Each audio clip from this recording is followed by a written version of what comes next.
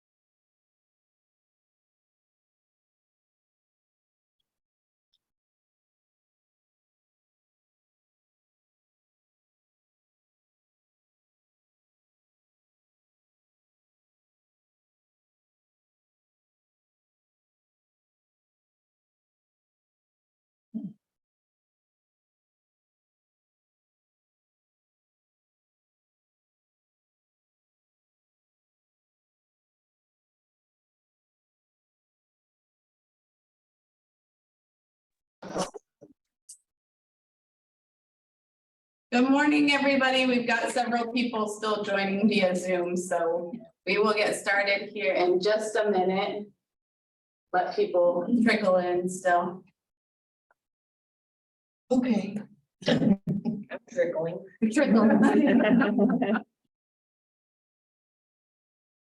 Okay, Nina, I'll let you do that, well, because I can't talk and do the screen at the same time, apparently. So good morning, everybody. Welcome to our meeting. It's nice to see more folks here in person, but I'm glad we can still offer it via Zoom for folks who can't make it. I know it's convenient via Zoom, especially if you've got back-to-back meetings or aren't too close to the NRC. There's been a slight change to our agenda today. Sharon Cook for Adopt a Spot in Trash and Recycling was not able to make it this morning, so we'll get her rescheduled for another day.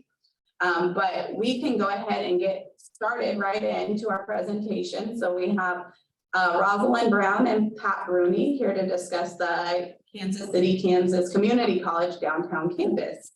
So I will pull up some information and then we'll get started on that. I will stand up and you guys are gonna have to tell me what works both online and here in the room. First thing I want to do is introduce Rosalind Brown. Most of you probably already know Rosalind. Everybody. She's on the KCKPD Board of Trustees. She worked at City Hall back in the day when we had to turn everything around. She worked for Mayor Marinovich. She's, you name it, she's had her finger in it. She's also the chair of my committee, the Community Engagement Committee on the Board of Trustees, which is why she's making me stand up while she gets to sit. It's not good to even chair. Having a little power.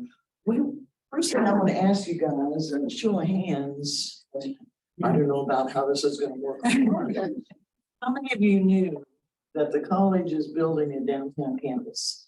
Yay, I'm talking to a small group.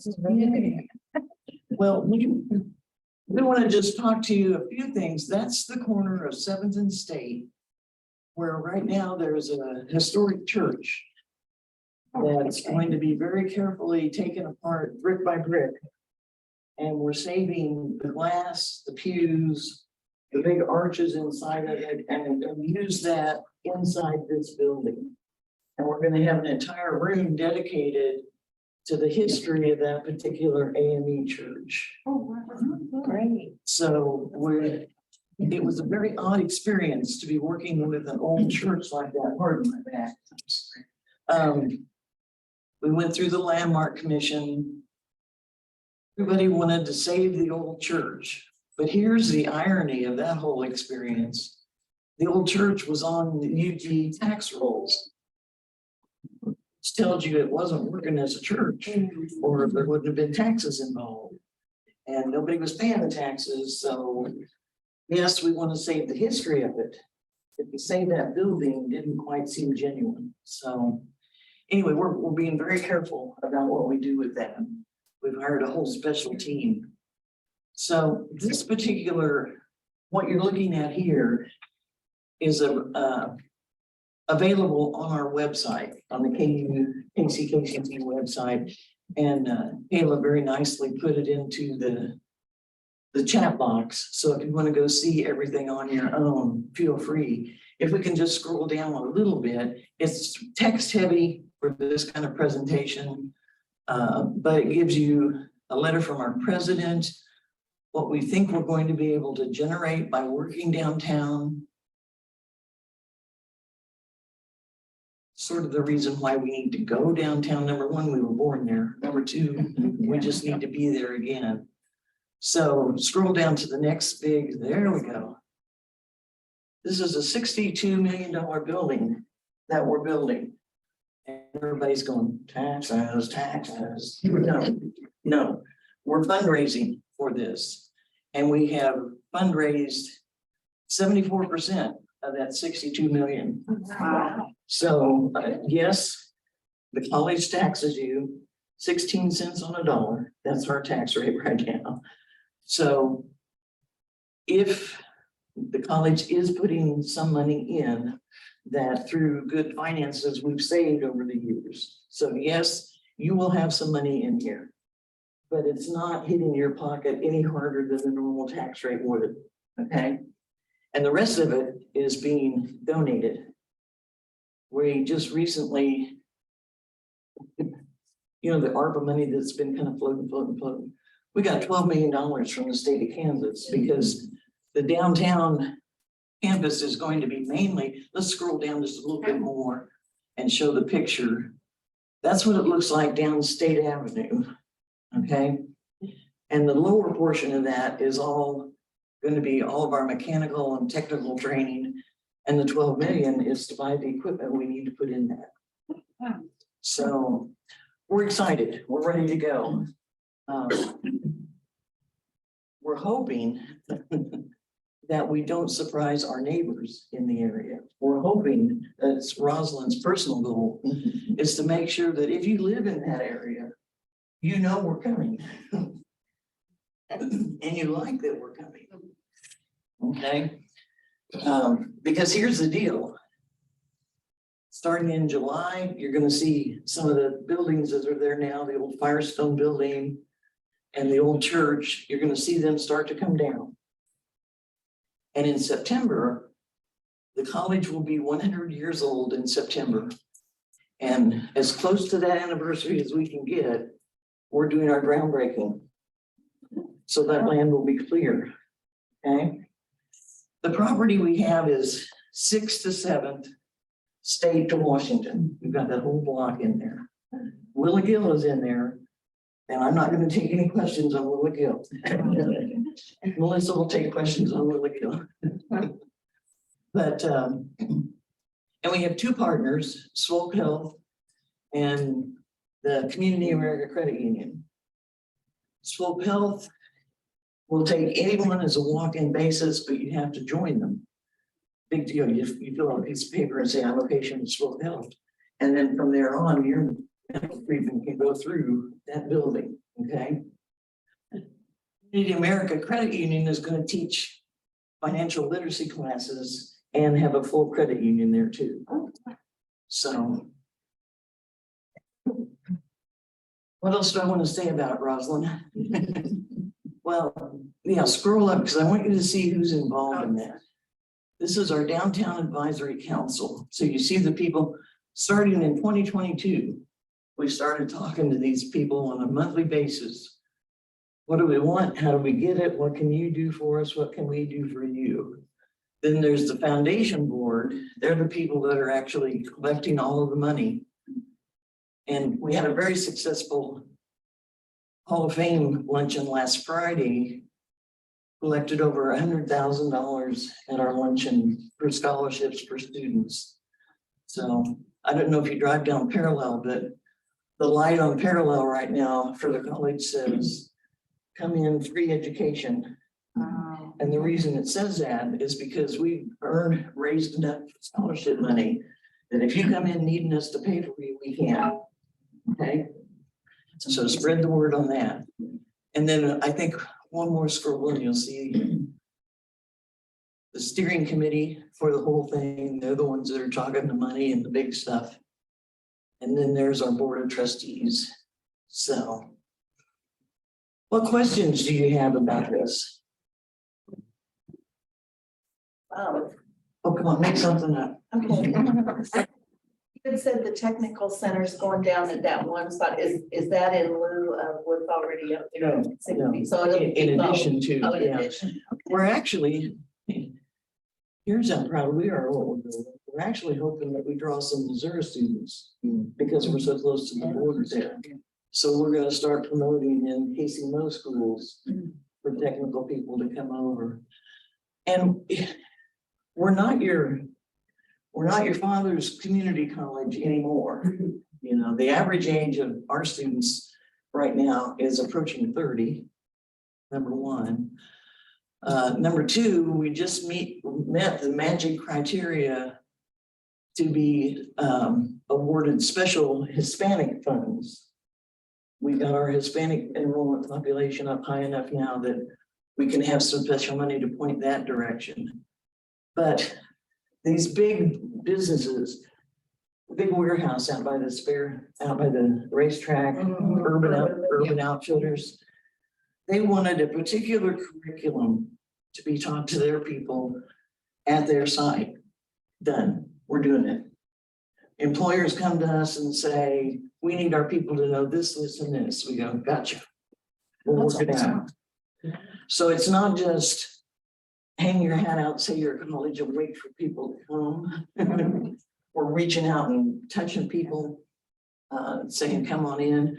The last thing I want to share with you is this flyer, which I think explains quite a bit about what we're doing, but the key part of this is on the back. There's a little QR code on the back. We're all getting familiar with those. I had been screaming from the beginning of this project, let the community in, let the community donate, let the community pay if they want to. And the reality, professional fundraisers said, yeah, that's not how you do it. You get a big bulk of money. The way they said it to me is you put the big rocks in first, and then you fill the little rocks in. But you can go to that QR code, and if you want to give $50 so that you can say, I own that sucker, do it. It's a way for the community to get involved. Melissa and I have a technique that we use where we do small monthly donations to a variety of places. And that way you don't feel the money going out so much, but you are supporting. So, question? Yes, I just have a quick question. So the setup of the building, I know how the street goes, it comes down at an angle. Mhm. So the bottom half will be technical, the top half will be the medical piece. Well, the medical piece will be inside that. Let's go back to the very first picture that we showed there if we can. And while you're finding it, the other piece of that question is does the building connect all the way through or will they have to come out? No, it's all the way through. That's fine. And there'll be some underground parking. Swope Medical, you'll walk in those front doors and you'll get to Swope real quickly inside there. Okay. The Community America, I don't know if you can picture the property now, but there's an alley that cuts through that block. And Community America will be over by the alley because they'll have a drive-through. So. Question in the chat about the completion date, if there's a completion date? Let's look on the front of at the bottom here. We're hoping to be done, move in July 2025.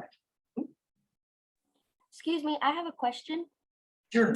My name is Katie Ramirez. I work at Central Avenue Betterment Association. I would like to hear a little bit more about did you say free education that you guys are offering?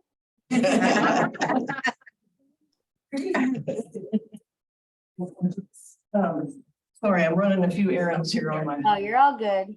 The way you get free education is you go in and talk to our foundation people. And they set you up with whatever scholarships they have available at the time. Okay. Okay. Is that for the service?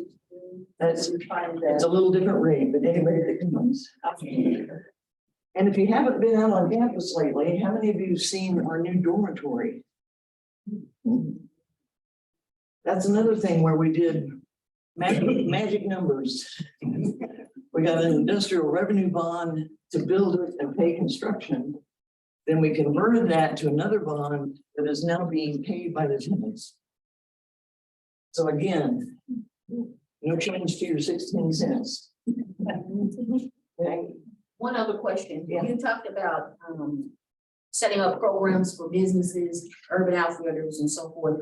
Who will the businesses contact if they're interested getting a in that? program started? I would just call the president's office right now because as we're changing, we just hired 2 new vice presidents that are going to really help steer all of this.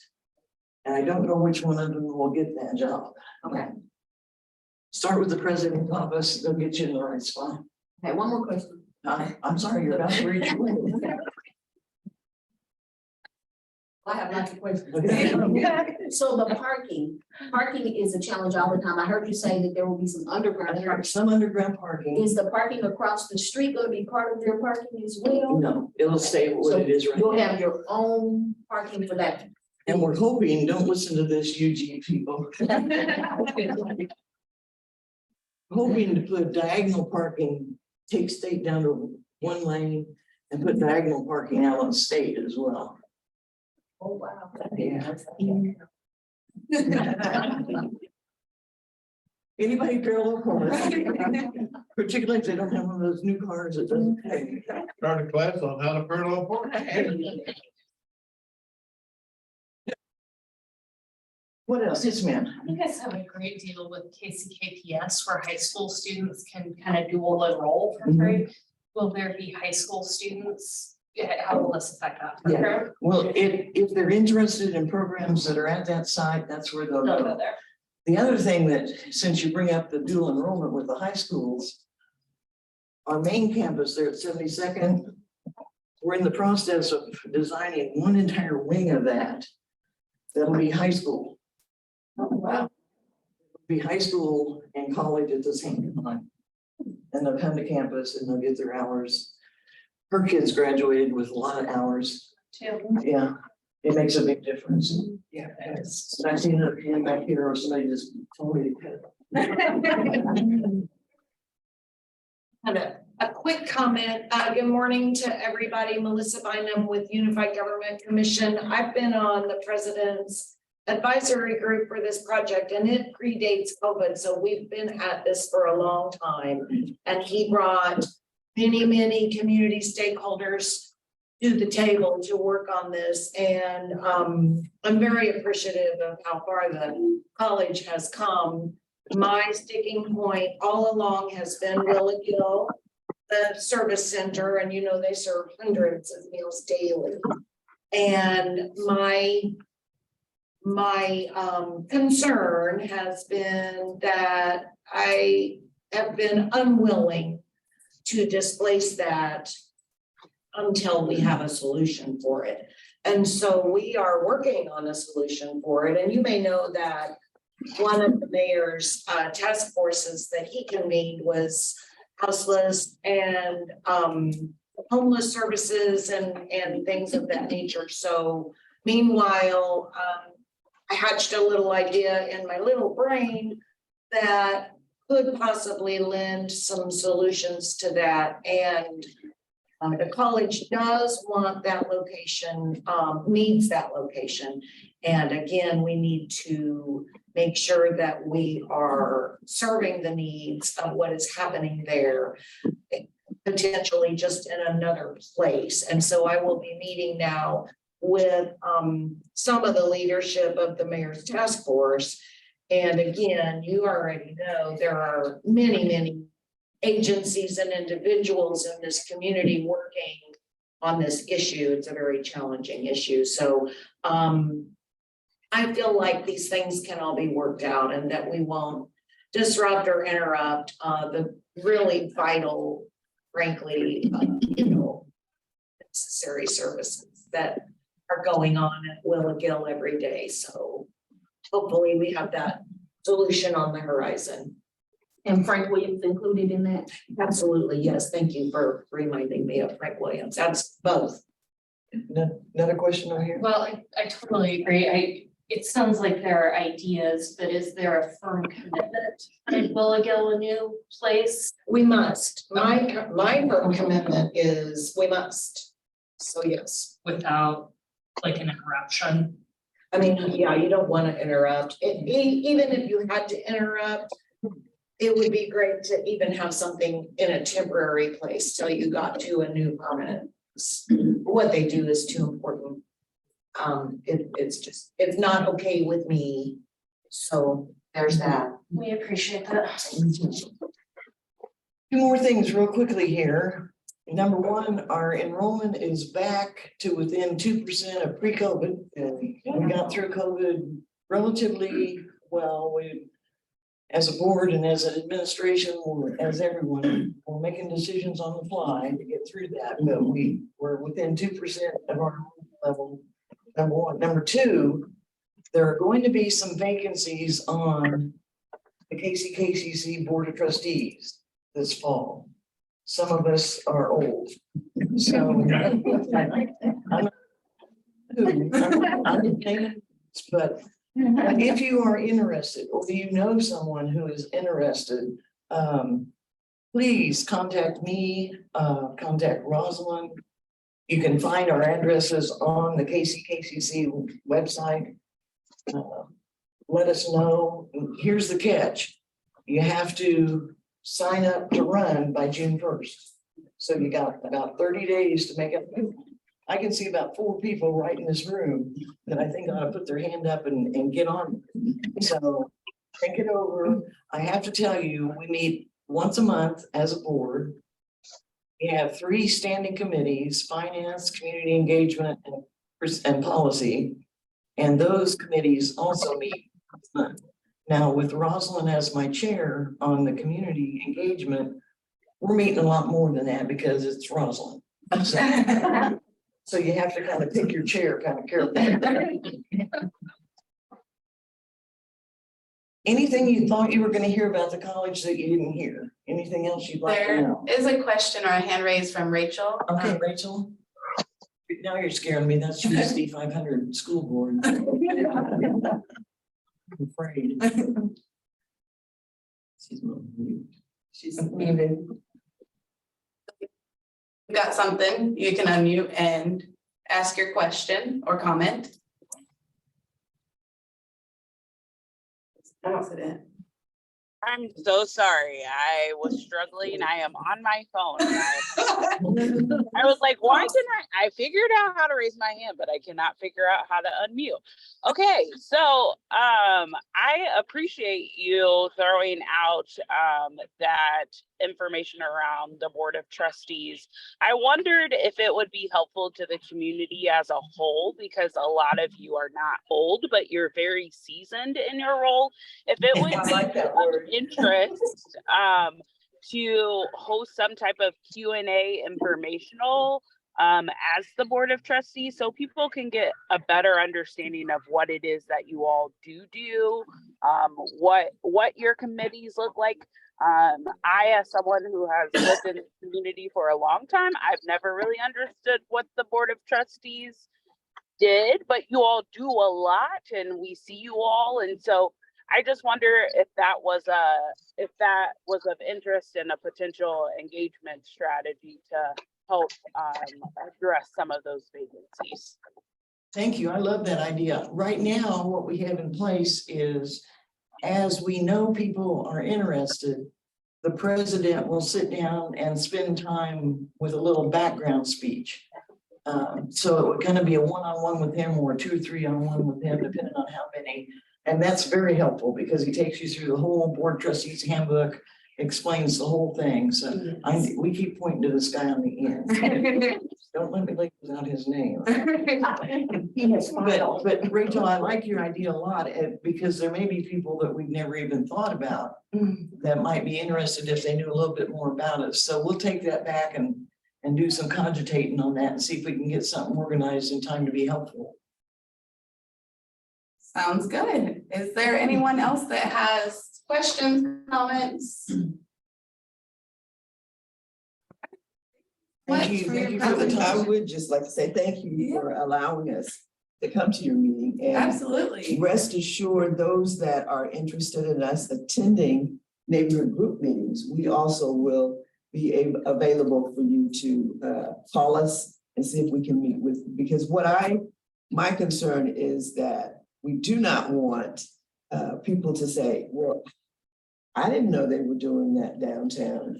And so we want to get out and about and share with you what it is that we're thinking so that we can get more persons involved in what's happening in our own community. So that's our concern, is that we want you to know we're excited about coming downtown because we want to affect those that, you know, and I am not an original dot, but I've lived here long enough to be adopted.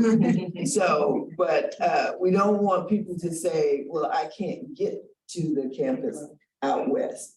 we're bringing it to you so that excuse no longer exists. And we want to make sure that you have the opportunities to gain what it is we're offering from the community college. And I would say my last thing is, if I had known what I know now, I would not have allowed my parents to pay for my college education without going to a community college. That is the most affordable way to go. And I'm sure young people don't think about those kinds of things. They just want to get out and about. But we have some things here in our own community that we can offer, and we are excited about offering it to you. So if you feel like you want us to come out to the neighborhood groups, we'll be happy to do it. And we also want to come especially to the areas surrounding the community college where we're going, because we don't want to come down and they said, well, I didn't know about that, or well, where'd you come from? Or why are you down here? You know, I want to share with you what it is we're trying to do. Thank you so much. Absolutely, thank you. It looks like there was another comment or question from Katie. Go ahead. Yes, two things. One, I really like that you said that about how young people don't really tend to go to community colleges, because I graduated class of 2020, and man, the amount of times that I've heard like people say like, oh, I'm going to this university or here, like it really does make people feel a little bit, you know, bad about themselves that they're choosing to go to a community college. And the fact that I've even started at Central Avenue Betterment Association, the amount of things that are being implemented is insane. Like, and it's really cool too. So I really appreciate that you guys are really starting to look out a lot more for like college students and high school students. Like, it's honestly incredible. And the second thing is that if you guys do need help with reaching out this information, I'm more than happy to take that information. I'm always running the social media pages. I'm constantly talking to a lot of different people, and it's true, it's hard to get information out, and especially when people are so surprised that we're doing these kinds of things. And I think it would be very important if we could get information out a lot more. So yeah. Take you up on that. Yeah, thank you. Yeah, no problem. They get invited to our next committee meeting. All right, thank you. Anybody else have anything? Do you have a contact number? If our neighborhood group wants to contact somebody to their meeting? Yes, we can be contacted through the website. My understanding. Rosalind's email address is rbrown@kckcc.edu. rbrown@kckcc.edu, and mine is pbruni, BRUNE, we say all the letters, @kckcc.edu. But send us a note and we'll get on that. I would be embarrassed. I almost forgot this. I'll get that for you. Our third committee member is not here today, but you all know him very well. He's come to many of these meetings. Don Ash, the previous sheriff, is the third member of our committee.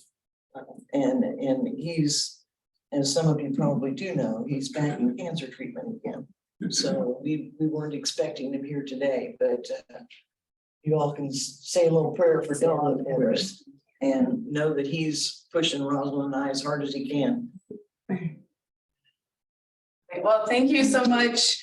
I appreciate the update. Thanks for coming. Thanks for thinking of the neighborhoods when you're doing something big like that. And it really means a lot to, have that communication from any development, whether it's, the community college or a new apartment building or anything like that. I know neighborhoods and the residents in the areas really appreciate knowing what's going on and having some voice in that. So that's presentation for today. Next, we're going to move on to updates here. First up, I have the mayor's office.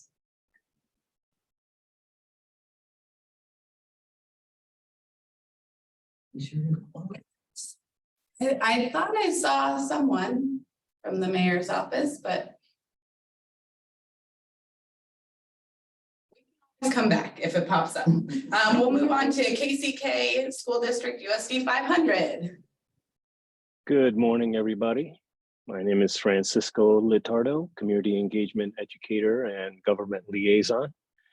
It's always good to see you all. I haven't been able to join you in these meetings in the last couple of months because I have been attending sessions and committee meetings in Topeka to help support our Wyandotte County Legislative Delegation with the work they do with the rest of their colleagues there. And in particular for our work with them is around the support of public education, fully funding education, fully funding special education, and making sure or asking that we have reasonable and clean bills and non-complicated bills that mix all sorts of bad legislation with bad policy with some good things. And those sorts of things lead to bad decisions and compromises that we may have to make as we either vote yes or no. So that's been my role.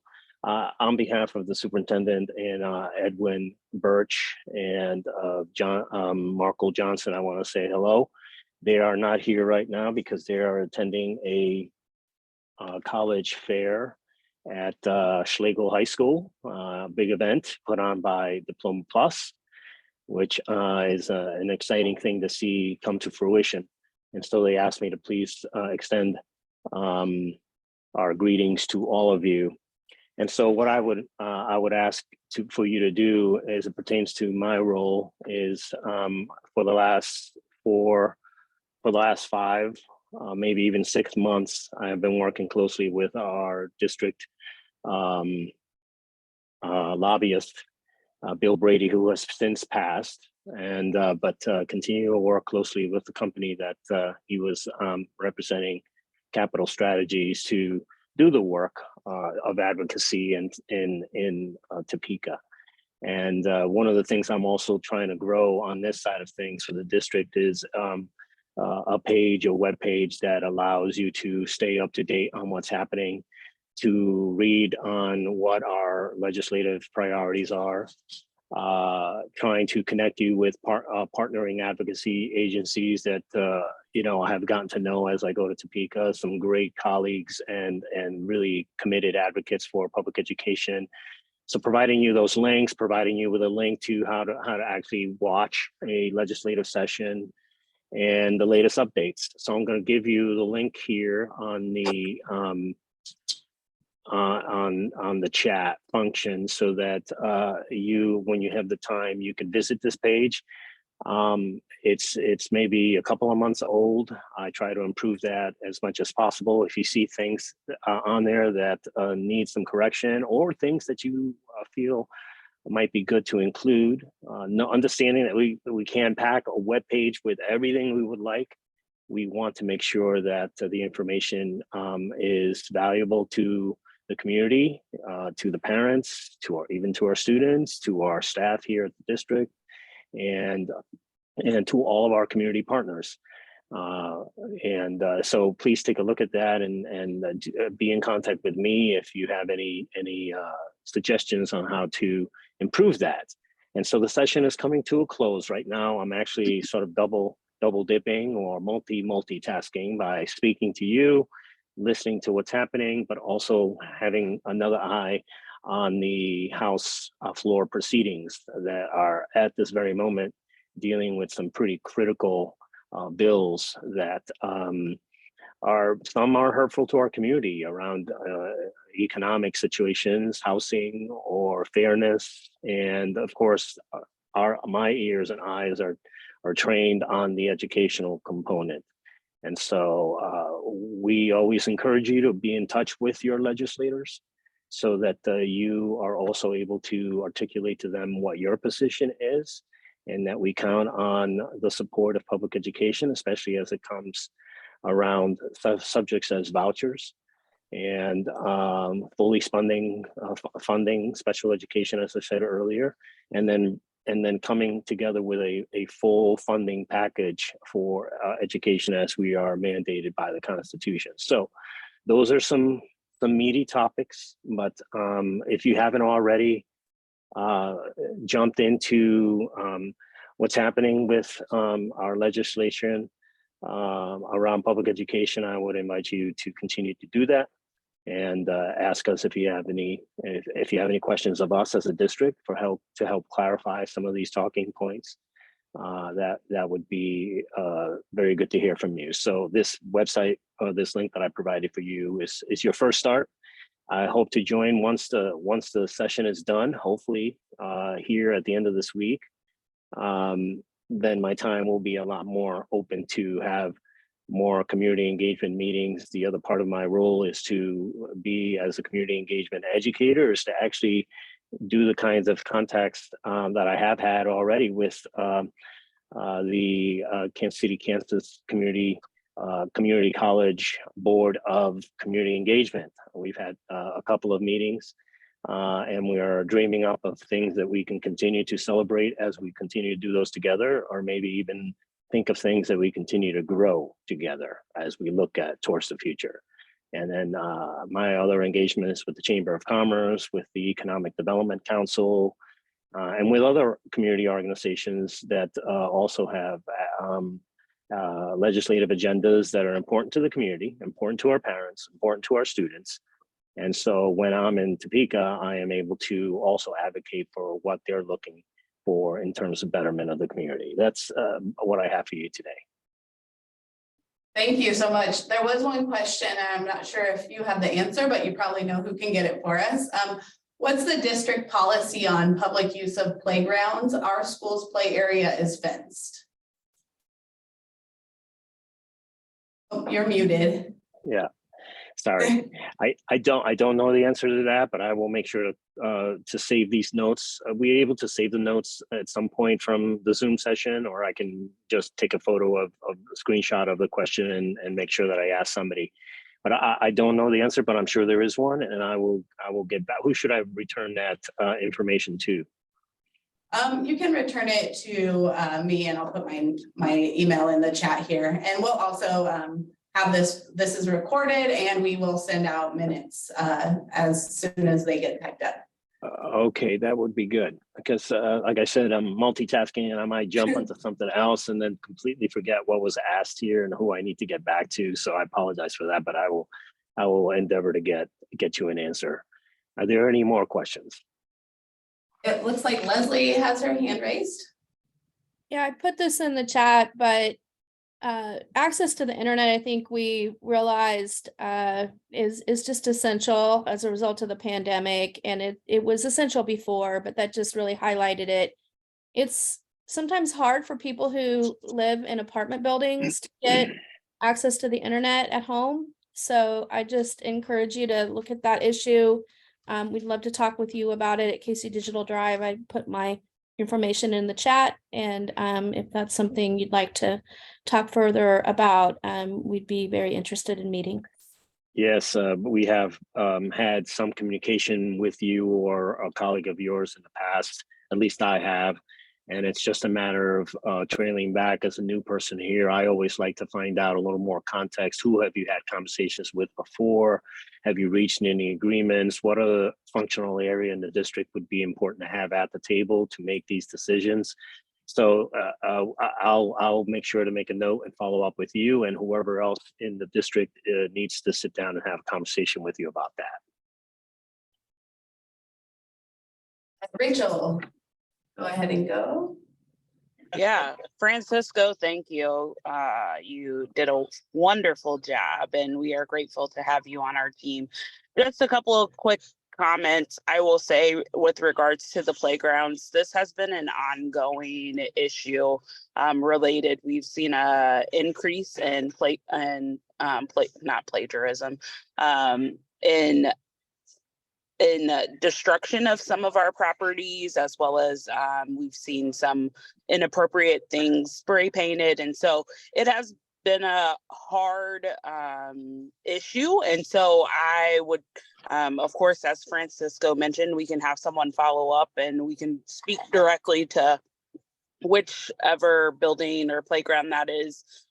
We are trying to find solutions to be able to allow our playgrounds to be open and those types of things. However, the impact on our students to be able to play on those during the school day then becomes hard. So we will follow up on that. And then Leslie, I just also wanted to note that a couple board meetings ago, the board did vote on K through 8 will now have connected devices. And so over the summer, at the end of the school year, we will be working on collecting all of our devices.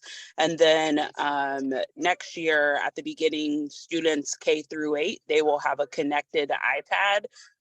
So then the iPad and will already have the internet inside of it. So that is what we're kind of working on to make sure that folks have access to those educational resources. But as Francisco mentioned, if there is continued work that we can do, please let us know. That's exciting news, Rachel. Kayla, Yeah. can I add one piece to the using public services? The college has the nice track around the soccer field, and behind the dorm, we have a basketball court. And we kept the track locked for a long time because it was damaged. People would go in and pick it up. So then we tried the come to security, we'll give you a card, you can let yourself in, and tried it that way. We're back to opening it up. But here's what I need you guys to do. And like the basketball court behind the dorm, there's a fence there that fences us all off from private property behind us. They cut the fence. We're having to install cameras to make sure we can see who's cutting the fence to get into the basketball court. So if we can all be good neighbors, and we're in the right room to talk about that, aren't we? Yeah. But if we can all be good neighbors and watch out for the use of these public facilities, we want them to be used. We don't want them to be destroyed. And it's the same issue Rachel and USD 500 are fighting.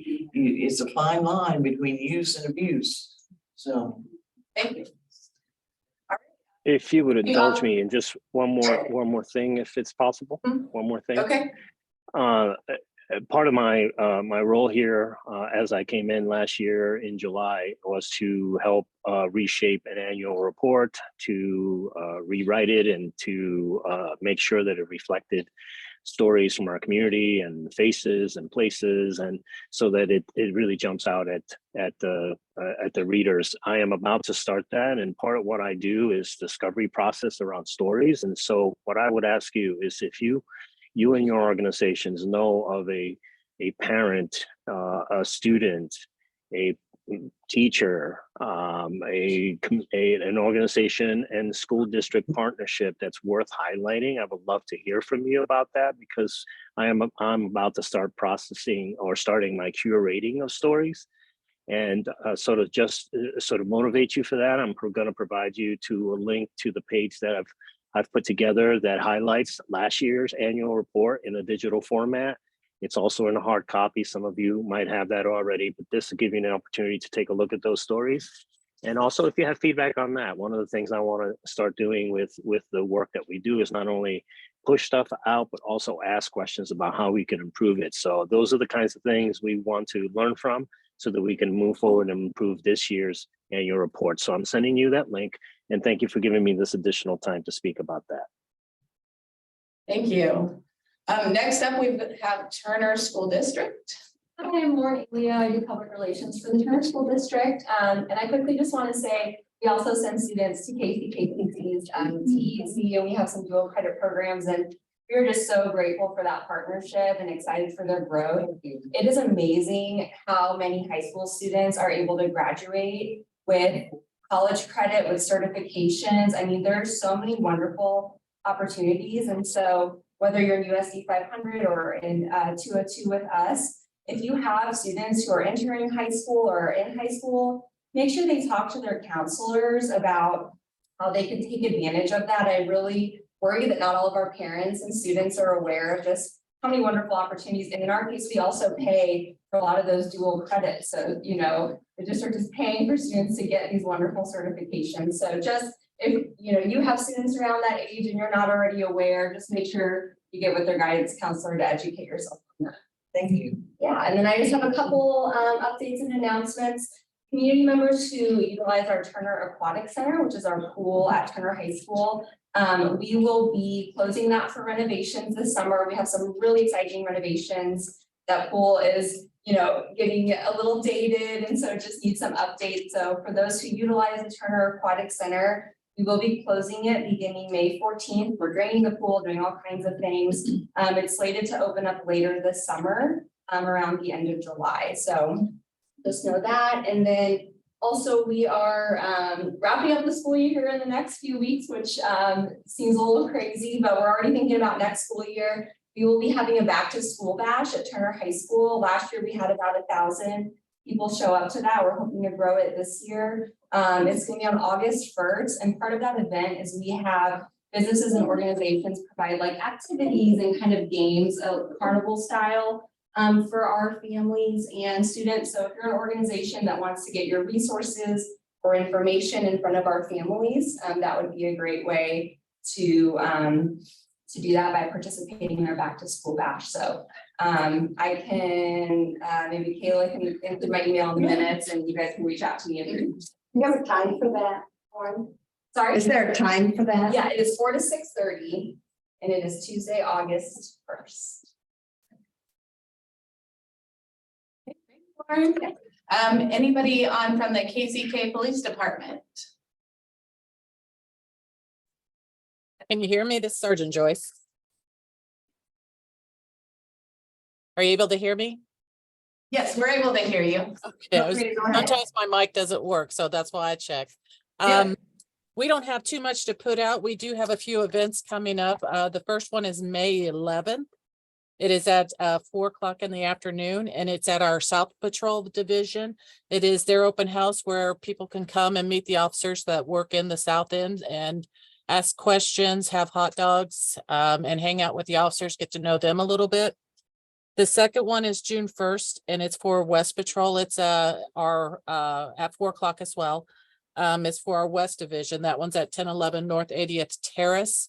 And again, it's an event open up so that officers or people that live in that area can go and meet officers, have some hot dogs, engage with the officers, get to know them, speak to them about whatever you want to speak to. And those are about it. We're still recruiting for officers and dispatchers. We're always hiring. Other than that, unless there's questions, that's all I have for the police department. Sergeant Joyce, what are the times for the open house? Both of them start at 4 o'clock, and I think they're engaged for about a couple hours, about 3 hours. I believe it's 4 to 7.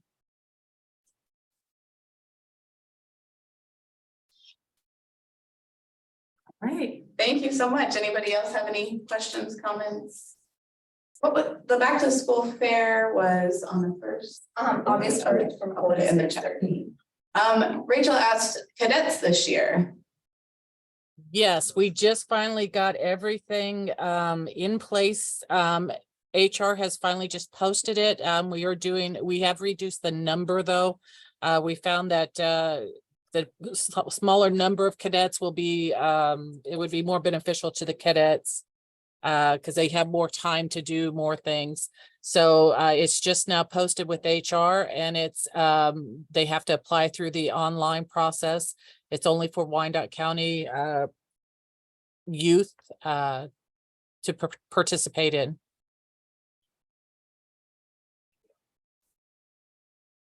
Next up, Neighborhood Resource Center. Greg, do you have anything? Just a couple items this morning. Okay. Morning, everyone. So we had a vacancy. Lori Wilson had departed from UG here earlier this year. She was our license administrator. Just announcing Jason Hayworth out of our rental licensing office has filled that role. He is now the license administrator in our business license office. That position is a little bit unique. It has a lot of unique ordinances, a lot of details.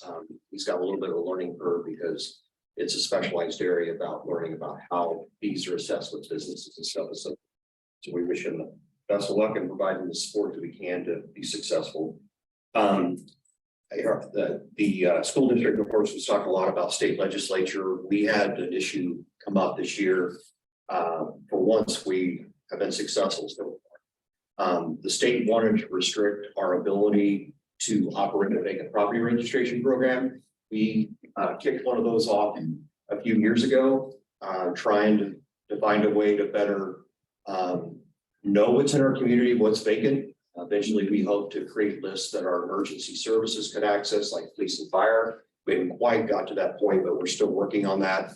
And then also, we all know that vacant property has an impact on our community. You have a vacant property in your neighborhood, it almost automatically lowers your property value, which I know some people may want that right now. It's not good enough, I'm sorry. But it passed the House, and we had no reason to believe it wasn't going to pass the Senate, but something came up and the Senate had questions and they ran out of time, so the clock expired, so we got to worry about it next year.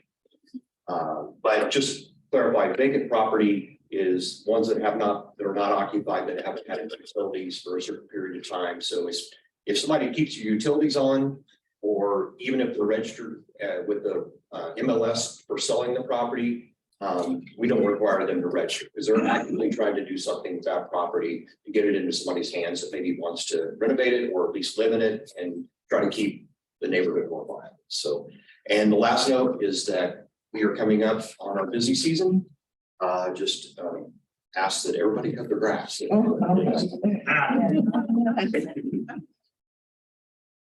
you, Greg.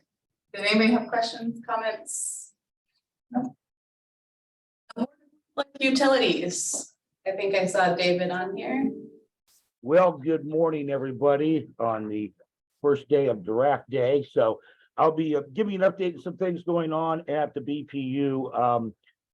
One of the things is starting in early May, the week of, in fact, it will start May 7th will be Drinking Water Week, American Water Works Association, of which BPU is a part of.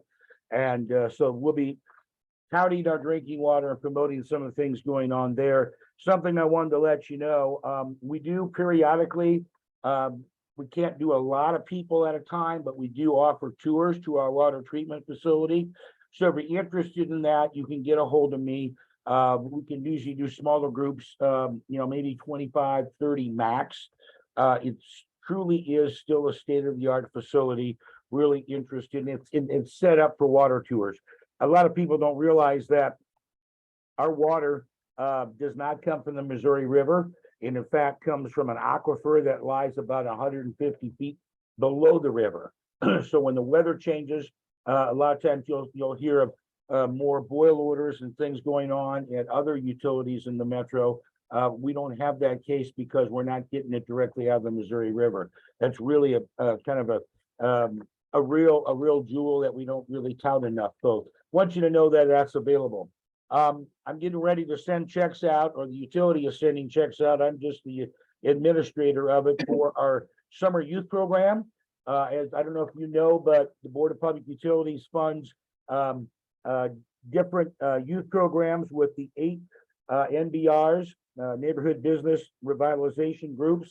And they have to send paperwork into me first. So those that did, you know who you are, and I'm getting your checks processed. Each NBR will receive $13,000 for their youth program. That goes a long way, and it's amazing some of the programs that are going on, but with the NBRs. Used to be just an employment program, and some of that is still the case, but also they do mentoring, teaching these kids life skills. They do just amazing work. And that would be the Argentine Betterment Corporation, Armadale Renewal Association, Central Avenue Betterment Association, Groundwork Northeast Revitalization Group, Leavenworth Road Association, Rosedale Development Association, and then Turner Community Connection. I still haven't heard from you yet. I want to send you a check, so get a hold of me. And then also the Downtown Shareholders at KCK. There's a brand new executive director for that organization. She was not made aware of the program during the handoff of duty, so I'm meeting with her Monday and bring her up to speed on that. 2 other quick things, and I'll get out your way. I want to say a special thank you. I don't know if you saw in the news or not, but 2 of our folks from Washington, D.C. brought some dollars home to our community. I worked with Representative Sherriff David's office for a little over a year, working with her staff, and she secured federal funding in the amount of $3.7 million for the purchase of an emergency electric backup generator at our Nearman water treatment plant, which is crucial. If we ever had an electric outage, that would cost the community about 32 million a day without service. So that's special thanks to Representative Davids and her staff. And that's really exciting. And then about a week or so ago, Senator Jerry Moran, held a press conference. He brought, and this is the largest amount ever in utilities history, but it was $10 million to replace outdated water mains in our older KCK neighborhoods. So special thanks to Senator Moran and his staff. So that's really great. We're working with Representative LaTurner right now on something we can do in the northeast part of town pertaining to electrical infrastructure. So that's all I have. Y'all, I'll keep you posted on the youth program. Maybe next time, once this thing gets rolling a little bit, we'll share some success stories there, but they do really great work. Oh, and the last thing is, we hold a charity golf tournament every year, raises money for children's charities in Wyandotte County.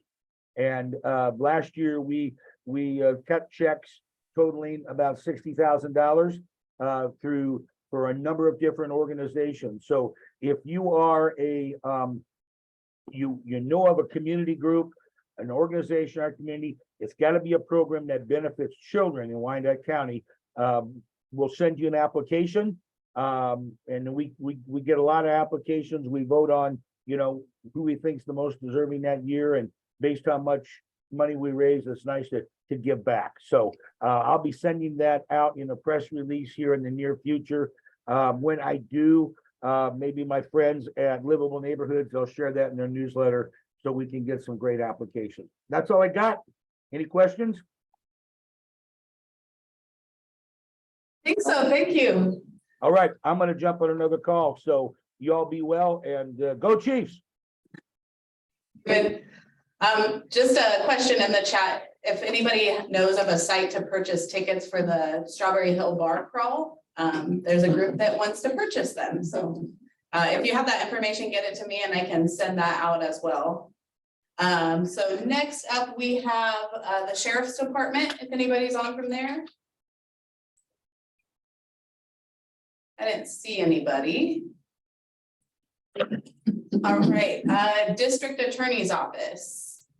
Good morning, everyone. Let me move through here. The DA's office has been busy. We have a couple things that we are excited about. One, we did complete our first Wyandotte County Youth Court at Wyandotte High School on this week. In fact, it was amazing. The children or kiddos were judges, they were prosecuting attorneys, they were defense, and it was an actual case, and it was phenomenal. We are excited to bring this opportunity to our young people so that they can see themselves in that role, and likewise while giving our kids an opportunity to make mistakes and not end up with permanent criminal records. And so that was exciting. Kudos to District 500 for that. We will go to Schlago tomorrow for their youth court experience to handle an actual case there. And so those teachers and students have been phenomenal. And so kudos to District 500.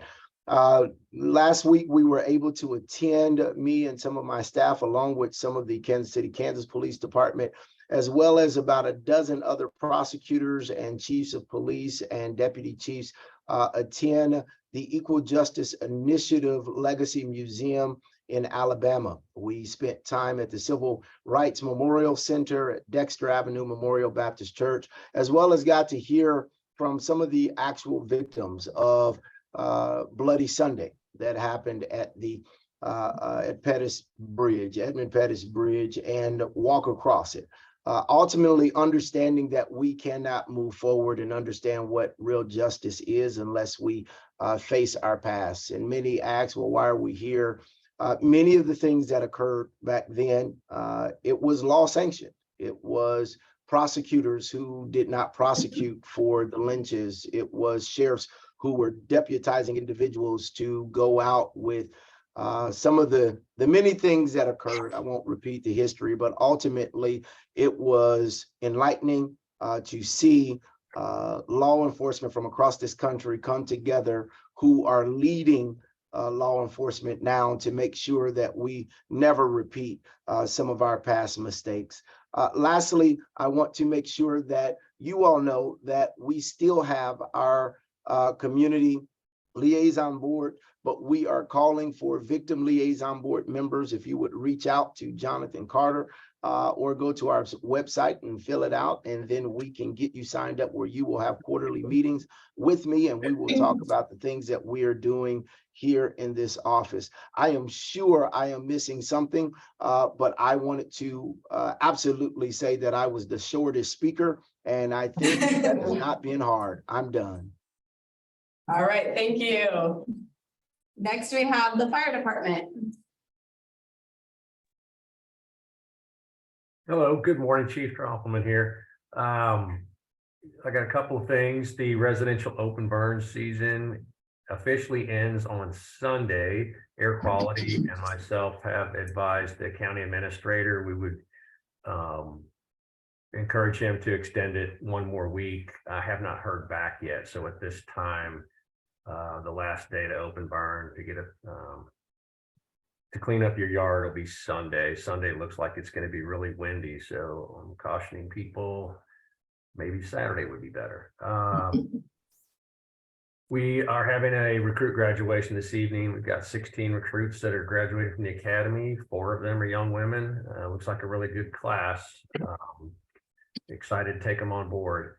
And your safety tip of the month, I will include an NFPA sheet here in the chat about dryer safety. Make sure that you're cleaning your dryer vents out after each load. Make sure you're checking that dryer vent line that leads to the outside of your house. If you've got one of those 20-foot flexible sections that's snaked all over the floor, that's not what it's for. Keep it short, tight, try not to put bends in it. If you use a gas dryer, that should be a metal line, not a plastic one. And that's all I have for you.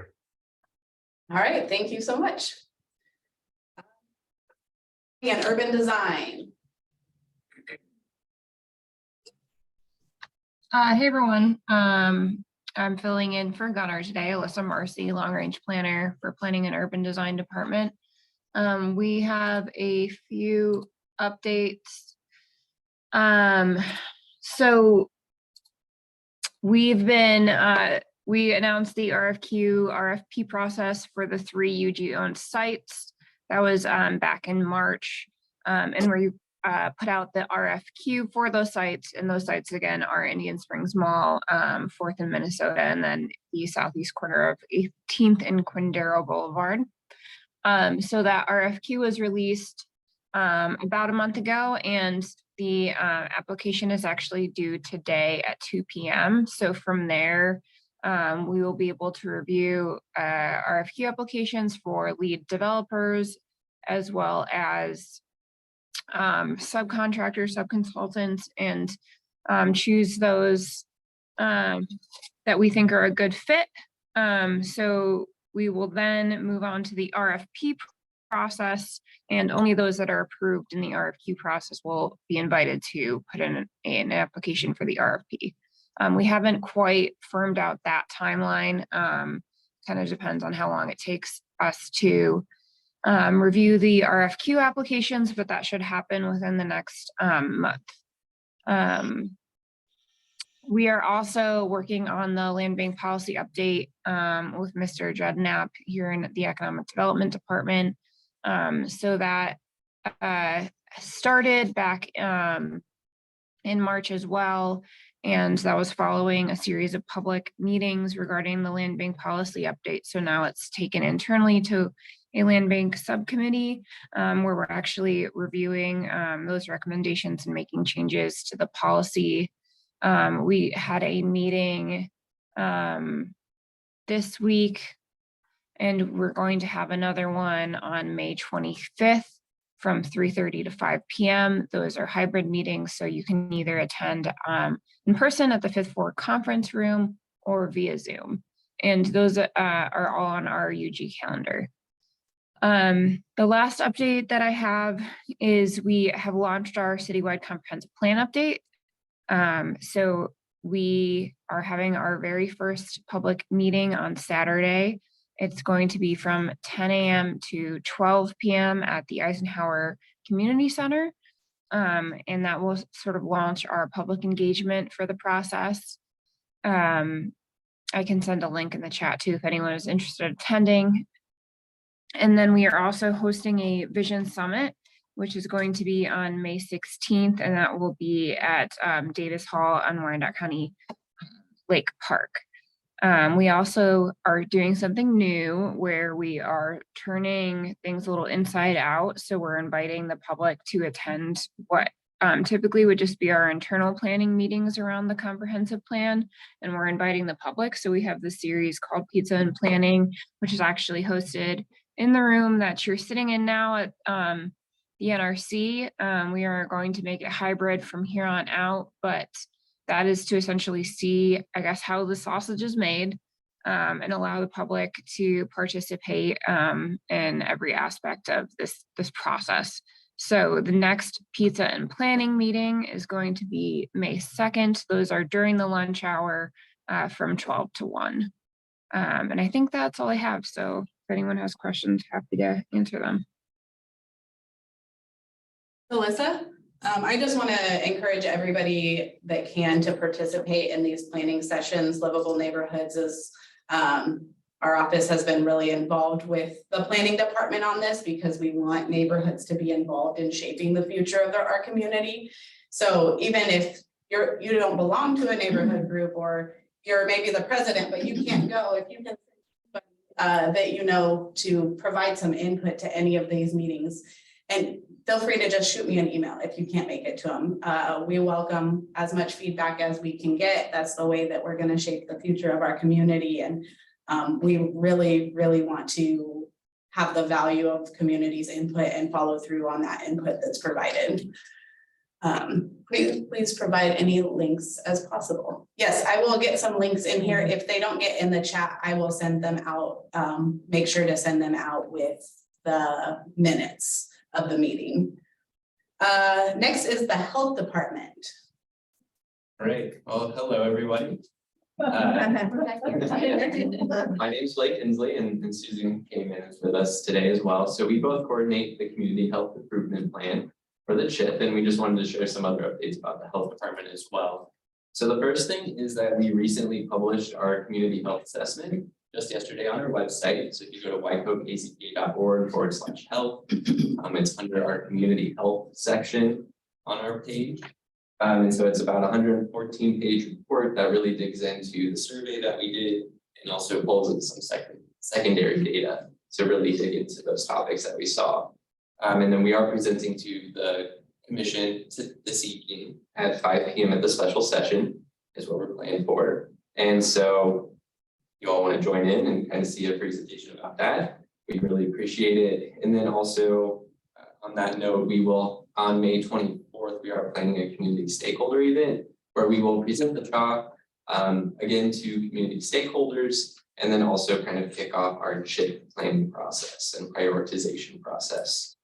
So for our CHIP, we are in the last year. So this year is the last year of our 5-year plan. And then next year, we will be in our next 5-year cycle. So we're excited to start that process. And then also on May 24th, our department is hosting a community baby shower, and that's for parents who are 22 years or younger, who are either currently pregnant or have children under 1, and that'll be at 402 State Avenue, and that's the Department of Children and Families. So we really appreciate if you could make it out to that event, and RSVP is preferred. They are providing some safe sleep education and some other education and doing some raffles and some other item giveaways as well. And then lastly, we just wanted to highlight the No Lead, which is in the newsletter. So we did receive a large grant from the EPA, I believe. And so we do have funding to abate lead for eligible households. And that just completely gets rid of the lead that's found, and we're excited to be able to offer that. And then Susan was holding up the booklets. We do have those. So if you're interested, come grab one from us. And that really goes over our strategies and goals for this final year of the CHIP. I have a question about COVID vaccine. Oh, sure. Am I in the right place? Yes. Yes. I got the third booster last October, and you can tell that I'm of a certain age group. Is there anything new? Should I come for another booster at this point in time? I've not been made aware. You might ask your doctor, your primary care provider, but It would be the same, if I came back, it would be the same shot I got in October. There's no Yeah. new, no, there's no new vaccine or new variant. just be another boost. Yeah. Okay, Yeah. thank you. Be down this afternoon. You said for the community baby shower, what was the? The 24th of May. It's from 1 to 3, and we do have a Facebook event. It's available on our health department website, and that takes you to the link to our RSVP and all of that. There were a couple questions in the chat. Where is the CHA tonight? And then where does WICO rank statewide in health? So the CHA presentation tonight is part of the special session at the commission chambers. And we're slated to start around 5. So that would just be a good opportunity to tune in online or in person if you want to be there to hear about some of the data. But then, like Blake mentioned, we'll have that event for community stakeholders that will push out and send invitations and put out a Facebook event likely about later in May. And so there's just a couple ways to engage with that. And then in terms of rankings, so there's the county health rankings that is not completed by the health department, but it's just nationwide and statewide. And Wyandotte County in the most recent county health rankings does rank 104 in health factors, and then 103 out of 104 counties that were ranked in health outcomes. So we definitely have a lot of room to improvement that is similar to trends that we've seen in previous years with the county health rankings. And then our community health assessment looks at, collecting feedback from community members. A lot of you participated, I'm sure, through that process as well. And so that's another good way to look at like data locally. What are community really identifying as their health needs, gaps, things that they're seeing here locally. And so that report and that presentation will provide that overview. And then if you'd like a CHIP booklet to learn more about how we kind of take that information and turn it into action, collaboration, initiatives out in the community, that's what our CHIP is. We have a lot of copies of this for you. Is that booklet available online? I can't remember. Yes, it is. It is available on our health department page, and it's wykokck.org/CHIP.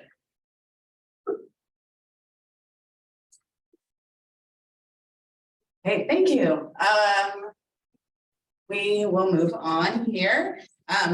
Last on the list is Livable Neighborhoods. Like I said, I just want to encourage everyone to participate as much as they can and spread the word about the comprehensive planning process. Another thing that comes up that was also mentioned by Alyssa was land bank. I know a lot of neighborhood groups and residents are interested in land bank policy updates. Land bank properties affect all areas of our city, but there's some portions of the city, specifically in the Northeast, that have many more land bank properties than others. One thing that was mentioned by some of our community members is that they would like notification, better notification, and to spread the word to their neighbors when there is a land bank property in their area. What Mina's been working on, we are able to, if you know of a land bank property in your area, we're able to get addresses within a certain radius of that property that we can provide to you to send out notices or contact folks in your neighborhood. So feel free to get with us and we can get you those addresses to help spread the word. It's not a perfect process right now, but it's intermediate until we have a new policy update that requires a certain level of notification. And then folks were also talking about, okay, when you're notified about there's a land bank property in your area, how do you make that decision whether it's a good fit for your neighborhood or not. A lot of people are notified and then they say, okay, now what? So I'll be sending out an email to folks. I was gonna send it out to neighborhood leaders, but I can send it out to this whole group as well, which expands to more people about what kind of questions, excuse me, that you might like to see on like a neighborhood or like a land bank decision matrix.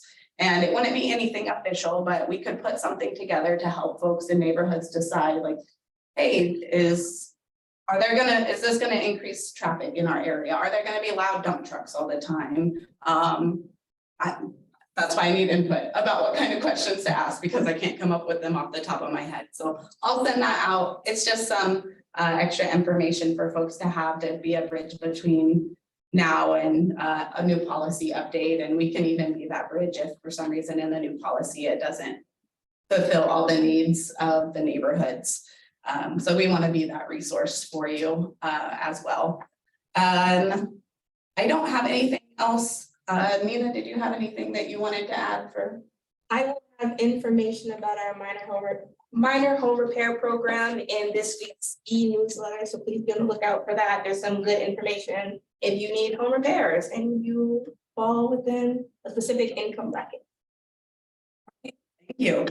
Well, we've got, excuse me, we've got about 10 minutes for some community. Some community announcements, but was there anybody on from the mayor's office now? I thought I saw Brian pop on here. Yeah, I'm here. Can you hear me? Yep.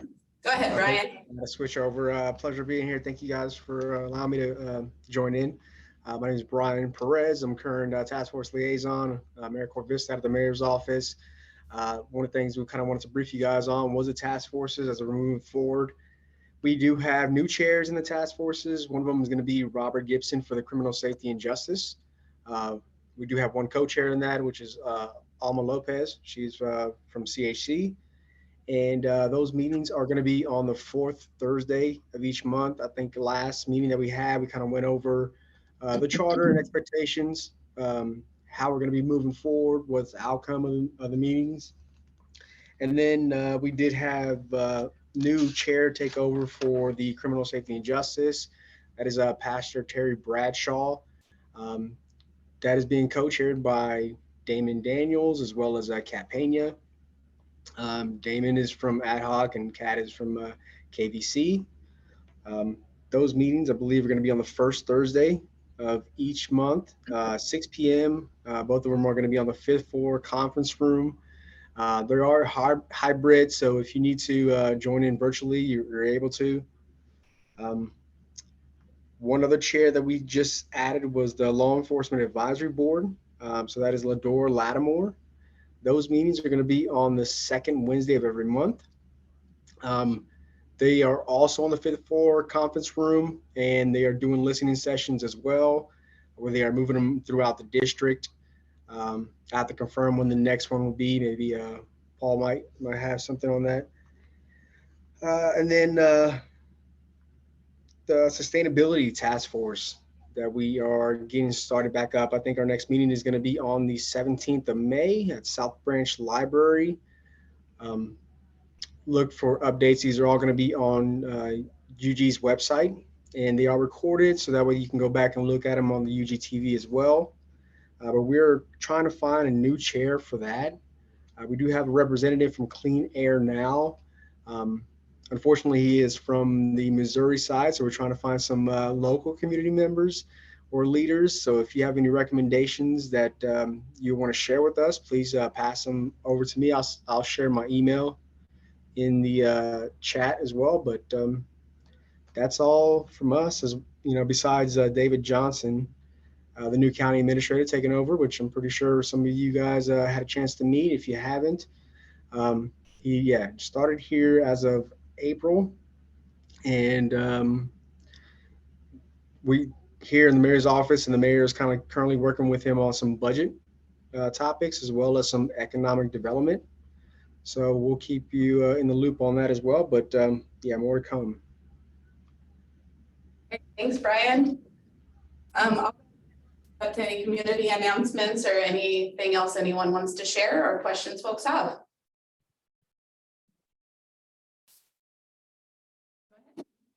questions for Chief Droppelman.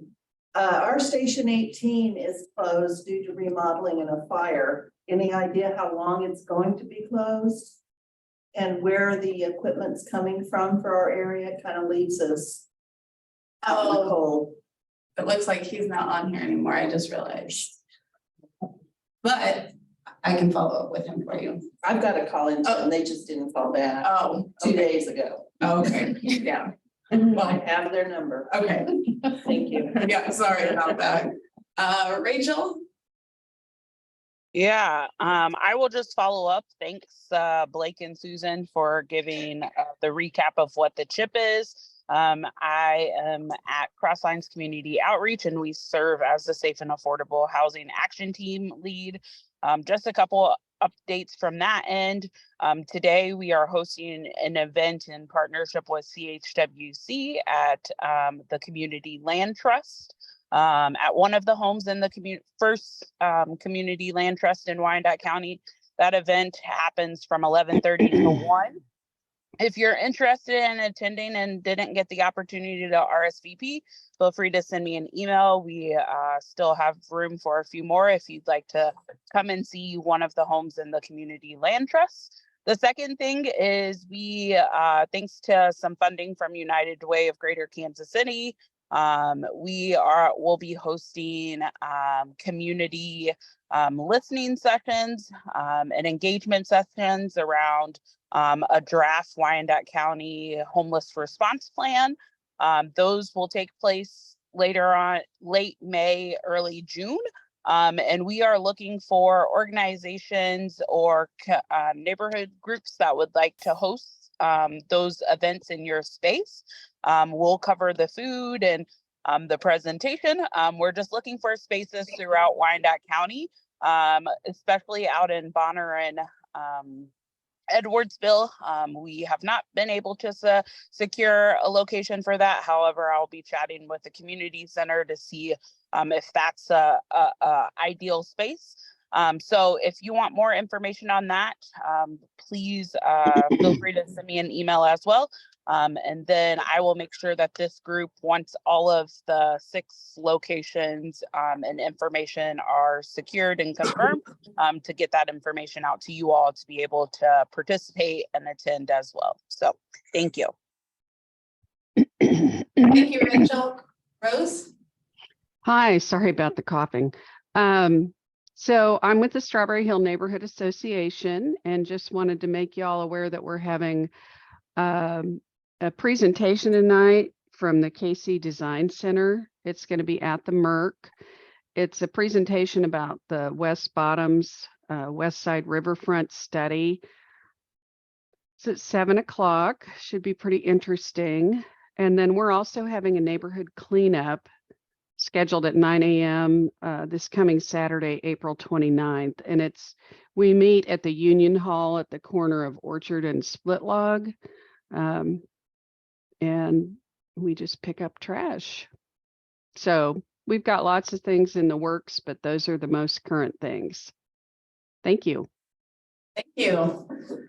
Anybody else? Go ahead. Melissa Bynum with Shepherd Center of Kansas City, Kansas. Next week is our annual sale. It's a book sale and bric-a-brac sale. We will take your donations of books and bric-a-brac, which is garage sale stuff. Thursday, all day Thursday, we will sell on Friday and Saturday. We have a great time. We start at 8 o'clock in the morning. We are at Grace Lutheran. You can picture the church where the school is right beside it. We are in the school gymnasium. 3333 Wood Avenue is the address. And please come bring us the treasures you don't want anymore. And then buy some new treasures. But we have a great time and we are looking forward to it. It is next week, Thursday, the 4th is setup day. We will sell on Friday and Saturday, May 5 and 6. Thank you. Great. And Kayla has that, so you'll share it in the newsletter. Yep, absolutely. Is there some? Yeah. Rosedale also has a neighborhood cleanup Saturday morning, 9 a.m. from 42nd and Mission, and I think I saw a third one in the chat, so everyone should be picking up trash somewhere. Yeah. Go ahead, yeah. My name is Tamara Barnes. I'm the executive director of Livable Space Foundation. It is a nonprofit organization in Wyandotte County. We actually do perpetual cleanups now. They're called Wyandotte cleanups. We start in either in the park, or right now we're in the ruins. So we go down to the ruins. We make it mandatory for our AAU basketball team boys to come down, get some community service, and we all clean up. And we also have volunteers, RSVP as well, to come and help out and clean up the ruins. We take a walk through the tour, listen to the audio tour down there, and pick up trash. So it is our third one, actually. We've already had two. Our third one is this Sunday, April 30th, from 12 to 3 p.m. So if you go to lovingspacefoundation.com and go to the events section, you can RSVP there. I love for everybody to RSVP because I don't want a large group when it comes to cleanups, because that helps keep everything together and make sure everybody's safe and accounted for and everything. So my list goes up to 30. Once we hit 30, it goes over to a waiting list and you'll be available for the next cleanup. So we have them scheduled for the rest of the year. So if you can't make this one, there's some that you can make, and they'll be at different parks, and then we'll do petitions to clean up the community in that area as well. So we have a lot of things going, and if you're interested about anything or want any more information, just go to the website, or I can give you my card before we leave out. All right, we have 2 minutes. Anybody have last minute? All right, I don't see any, so we'll get done 2 minutes early. Thank you so much for everybody that was able to attend today and stick around. Some great information was shared. Mina's great at helping get those minutes done. She does a really great and thorough job. So we'll get those out to you once they're typed up. And then we'll also have a recording of this if you need it for your reference or to share out. And then we will plan on seeing you all next month. Thank you so much. Bye.